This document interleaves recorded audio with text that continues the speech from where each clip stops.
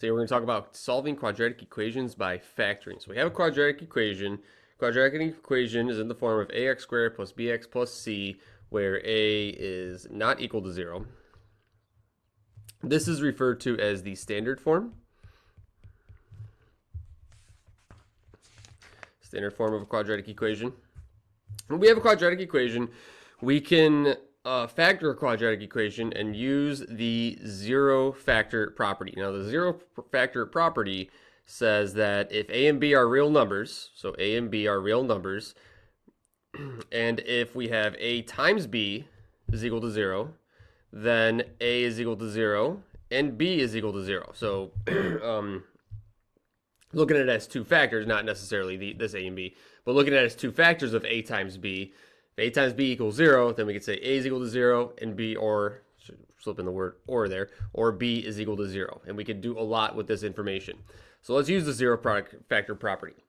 Number one says solve x minus 1 times x plus 2 equal to 0. So we have the fact that we have an a times a b equal to 0. So that means that a, x minus 1 equal to 0, b, x plus 2 equal to 0. These two factors of x minus 1 times x plus 2, you could take x minus 1, set it equal to 0, x plus 2, set it equal to 0. That's what the zero factor property says. And then I can add 1 to both sides here, solve for x, so x equals positive 1, subtract 2, and x equals negative 2. So we get these potential solutions saying x equal to 1 and x equals to negative 2, and you could always check them. I'm not going to check them throughout this whole video, but what you would do to check your answer is to take your x equal to 1 and plug it in for x. So you do 1 minus 1 times 1 plus 2 equal to 0. 1 minus 1 is 0. Times 3 equal to 0. 0 times 3 is 0. So then this would be a solution because it makes a true statement. Same thing with negative 2. So we would say negative 2 minus 1 times negative 2 plus 2 equal to 0. Negative 3 times 0 equal to 0. 0 times negative 3 is 0. 0 equals 0. Yes, you check. So I'm not going to do that throughout the whole video, though, but you could be able to check these solutions. And there are times where you want to check it, especially when you get to like applications or looking at graphs and stuff. But that's what the zero factor property says. You can take both factors, set it equal to 0. So on number 2, we have x plus 5 times 2x minus 3. So I could take x plus 5, set that equal to 0. 2x minus 3, set that equal to 0. And then solve both of these equations. So I'm going to subtract 5 from both sides. I get x equal to negative 5, add 3. So 2x equals 3, divide by 2. And we get x equals 3 over 2.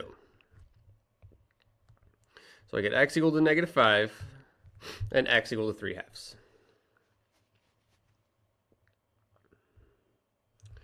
So number 3, a little bit different. We have x times 2x plus 5. So we just have x times 2x plus 5. All we'd have to do here is just think of this x as your a and this 2x plus 5 as your b. So it's a times b, x times 2x plus 5. So that means we could take x equal to 0. And 2x plus 5 equal to 0. We can take both of those factors and set them equal to 0. So here, x equal to 0, done. Don't have to do anything there. Subtract 5 from both sides here. 2x equals negative 5. Divide by 2, x equals negative 5 halves.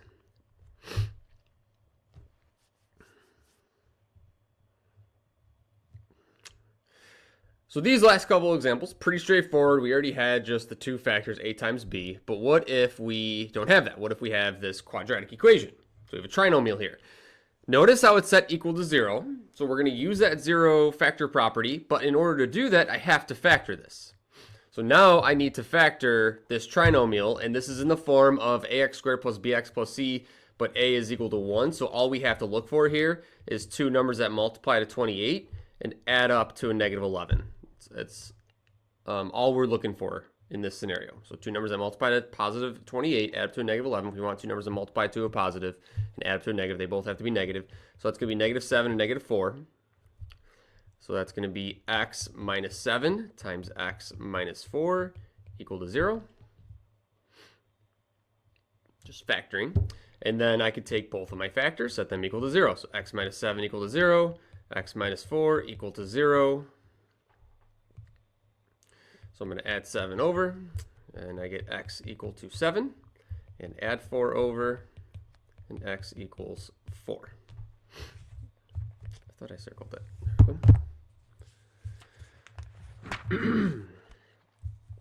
And obviously you can check them, plug them back in, say you get your statement, but just for the sake of time, I'm not going to do that for every single problem, but you can feel free to do that. You just plug them back in. Let's take a look at the next scenario. So the next one, x squared minus 2x equals 35. So on this one, notice that it's not set equal to 0. So the first instinct you might be to like, oh, I have x squared and 2x, so I could factor out an x and then get x minus 2, set this equal to 35, set this equal to 30. No, this is not equal to 0. So you cannot do that. You have to get it equal to 0 to create a quadratic equation, and then you can go through your factoring. So what I have to do first is subtract 35.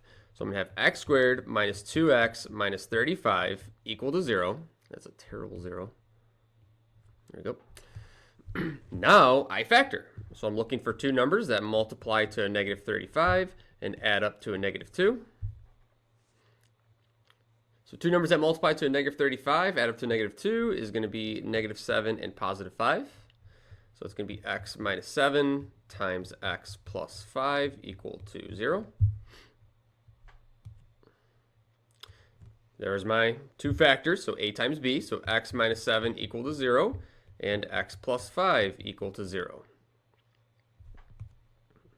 So I'm going to get x equal to positive 7, because I'm going to add 7 to both sides, and subtract 5 from both sides, so x equals negative 5. So we get x equal to 7, and x equal to negative 5. But no, notice the key here. This is not set equal to 0. You have to get it set equal to 0, and then you go through your factoring. So on number 6, x squared equals 16. There you would have to subtract over the 16. So I'm going to subtract 16 from both sides.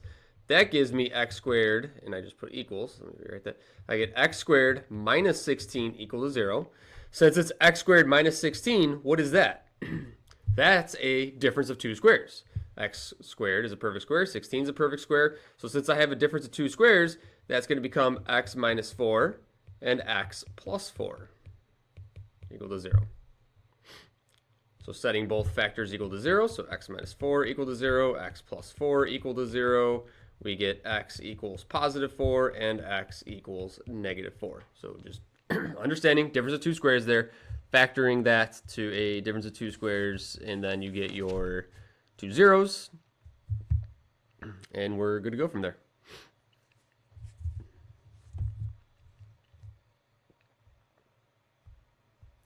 So number 7 is kind of an interesting looking problem. I have these parentheses, x plus 2 times x plus 9 equal to 2x. So what we would think that we're about to do is I have my two factors, a times b. But the problem here is that it's not equal to 0. So I have to do a couple things. First of all, I have to multiply these two together. So I'm going to multiply x plus 2 times x plus 9. And then after that, I'm going to have to subtract over 2x because I want this to equal 0. So we are going to go ahead and do that. So let's multiply x plus 2 times x plus 9 by distributing x and 2. So x times x is x squared, 9 times x is 9x, 2 times x is 2x, 2 times 9 is 18. Combine like terms in the middle, 11x plus 18, and that is equal to 2x.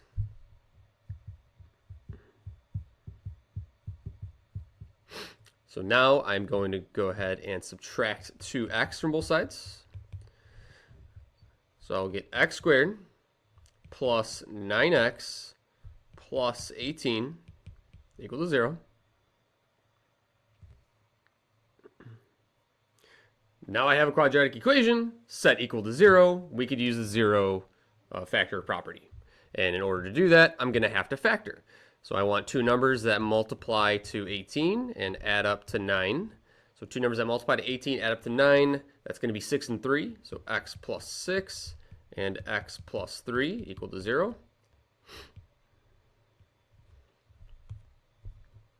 So from here, there's my two a and b. There's my two factors. So x plus 6 equal to 0. X plus 3 equal to 0.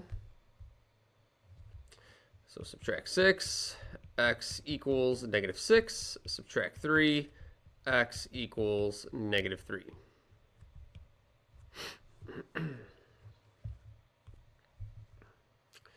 So there is my answer. So that was a little bit of a long-winded process because, again, this is not equal to 0. That is equal to 2x. So I'm not able to just set this and this equal to 2x or equal to 0 because I still have this 2x here. So I have to deal with that by multiplying out those two binomials, subtracting over the 2x, getting a quadratic equation, factoring, and then set both factors equal to 0. So number 8, just understanding factoring here. I have this quadratic, or not a quadratic, but the trinomial, 3 terms. But look at this, x to the third, x to the second, and x. I don't have like x to the second, x, and then no x. And then I also have 40, 8, and 6. So first of all, I could factor a GCF from 40, 8, and 6. And second of all, I could factor out an x from everything. So what could I factor out from 40, 8, and 6? Well, they're all even. So I take out a 2. Can I go any higher? No. 6 doesn't go into 40 or 8. So I'm not going to take out anything other than a 2. And then I'm also going to take out an x. So I'm dividing each term by 2x. So I'm going to get 40 divided by 2 is 20x squared. Minus 8 divided by 2 is 4x. 6 divided by 2 is 3. X is canceled. Equal to 0.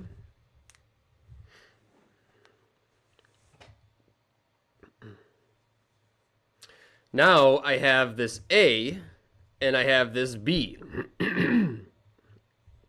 So I have this 2x equal to 0, and then I have this factor equal to 0. So I do have some work ahead of me here where I can set this term, 2x equal to 0.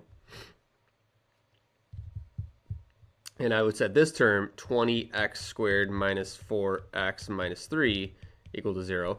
And then I'm going to attempt to factor that. So two numbers that multiply to negative 60. And because I'm going to use AC method here, so 20 times negative 3 is negative 60, add up to negative 4.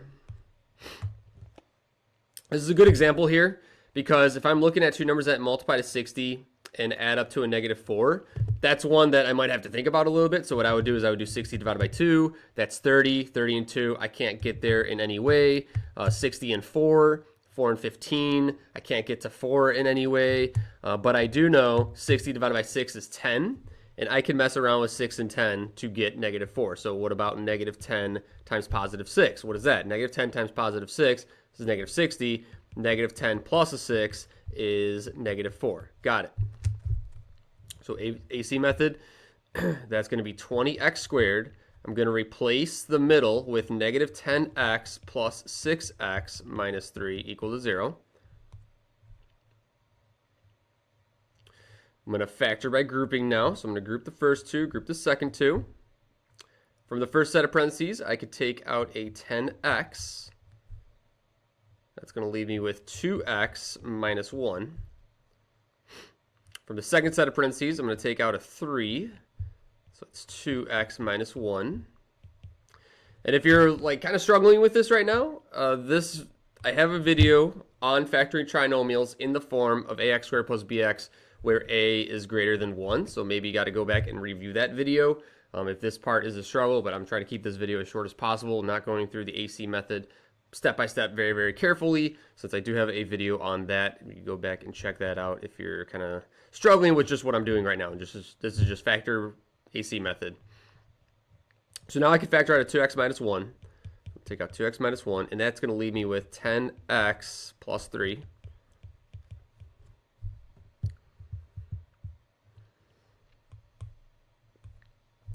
So there we go. We have it factored. So let's set 2x minus 1 equal to 0. And let's set, I'm getting a little close to my camera. I'm going to go up here. Let's set 10x plus 3 equal to 0. So 2x minus 1 equal to 0. I'm going to add 1. I get 2x equal to 1. Divide by 2. X equals a half. And then for my other factor, 10x plus 3 equal to 0, I'm going to subtract 3. I get 10x equals negative 3. Divide by 10. So x equals negative 3 over 10. So here is that solution. And then over here, I don't think I finished this term. So I have 2x equal to 0, because remember, when we factored out that 2x, I factored out this GCF. So that then created the GCF times the trinomial. So I have to set that factor of 2x equal to 0. That's dividing by 2, x equal to 0. So we get x equal to 0, x equal to a half, and x equal to negative 3 over 10. Let me rewrite this right here. So this was x equals negative 3 over 10. So we have these two solutions, and my camera is like right in the corner there. So I'm trying to avoid writing in there, but those would be my three solutions. So x equal to 0, x equal to a half, and x equal to negative 3/10. Good problem there. A lot going on. A lot of good factoring, a lot of good reinforcement, unfactoring. So hopefully that one was okay. Let's take a look at another one.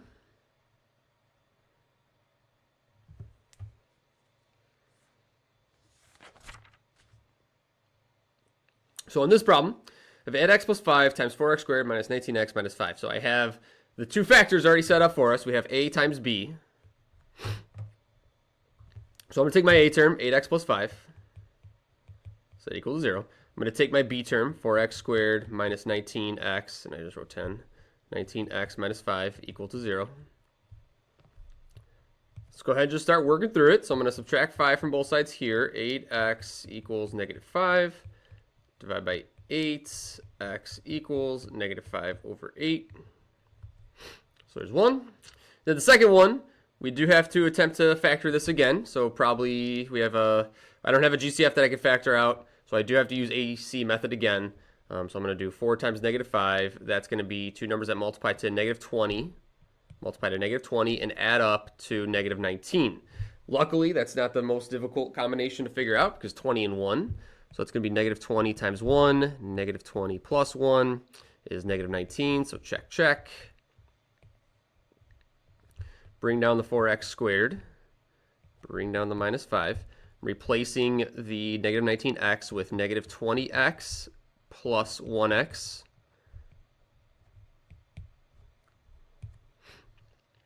Factor by grouping, and this is equal to 0 still.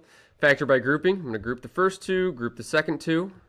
On the first one, I could take out a 4x. That's x minus 5.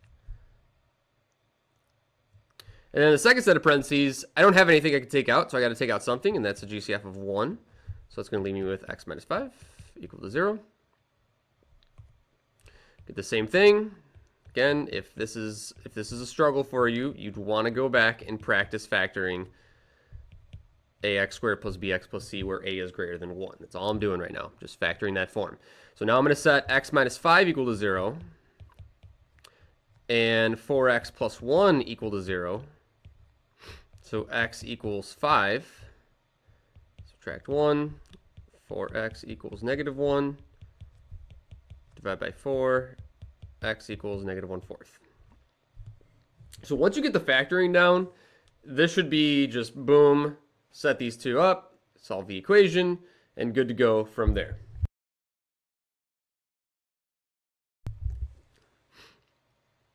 But it's just factoring. You got to be able to factor efficiently, quickly, and do it correctly. That's probably the most important aspect. Like where students struggle with this topic is factoring. That's all it is. It's just factoring. Last problem. It says find the x-intercepts of the graph. So x-intercepts of the graph. And now we're not going to graph it right now, but just thinking about what is an x-intercept. So I'm just going to create a little sketch of a graph here. So in these scenarios with quadratic, we have like parabolas. Something like that. X-intercept is where they cross the x-axis. So what do we know about x-intercepts? X-intercepts are when y is equal to 0, right? If I'm looking at this graph right here, I'm crossing over the x-axis. What is my y value? My y value is 0. So what I'm wondering is, what is the x value when y is equal to 0? So if I'm just wondering what the x value is when y is equal to 0, I'm going to replace y with 0.